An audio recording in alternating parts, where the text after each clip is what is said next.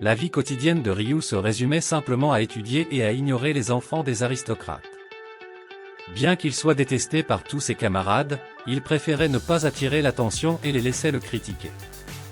Ryu n'avait pas de famille pour le protéger, c'est pourquoi il pratiquait secrètement ses sorts de magie, éveillant une capacité différente de celle des autres. Dernièrement, Ryu était devenu très populaire auprès des filles après avoir remporté le tournoi d'entraînement.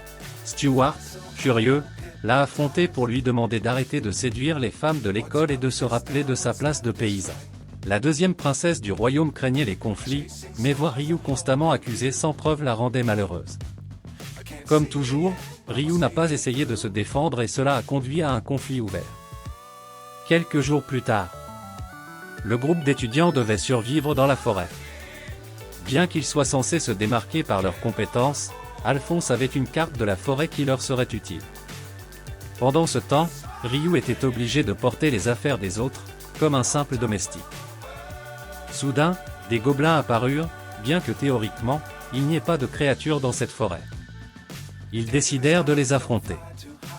Les garçons réussirent à vaincre les gobelins assez facilement.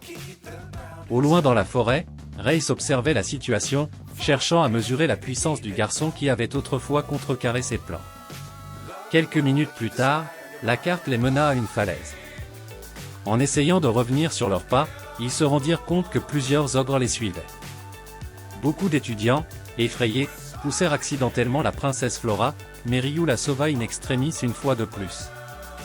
Malgré la peur, les étudiants décidèrent de combattre les ogres et, après de grands efforts, réussirent à les vaincre. Ryu survécut à sa chute de la falaise grâce à sa magie spirituelle.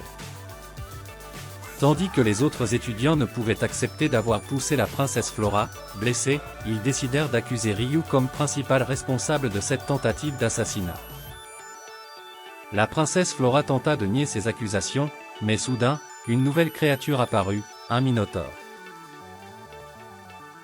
Une fois de plus, ils se battirent, mais cette créature était d'un tout autre niveau. Tous les étudiants s'enfuirent comme des lâches, mais la princesse Flora, terrifiée, resta sur place, à deux doigts d'être tuée. Ryu ressentit la puissance de la bête et retourna pour sauver ses camarades. Flora fut une fois de plus secourue. Cette fois, Ryu ne se retint plus et affronta la créature de toutes ses forces, la terrassant facilement. Toute cette scène était observée par Reis. Il n'avait désormais plus aucun doute sur la puissance de ce jeune homme. Pendant ce temps, Ryu s'enfuit sans laisser de traces. Plus tard, Celia surprit une conversation derrière la porte du bureau du directeur. Elle entendit les aristocrates décider d'accuser Ryu pour éviter que la princesse Flora ne les incrimine.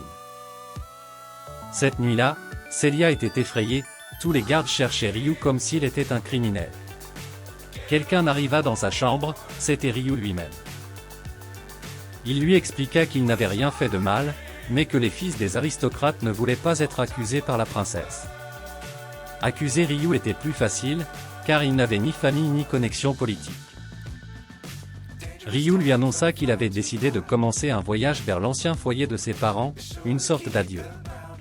Triste, elle lui demanda de lui écrire des lettres pour qu'elle sache qu'il allait bien. Ryu lui promit de lui écrire sous le nom d'Aruto. Elle le serra dans ses bras pour lui dire au revoir, et ils promirent de se revoir dans le futur. Celia ne put retenir ses larmes, maudissant la corruption politique qui les entourait.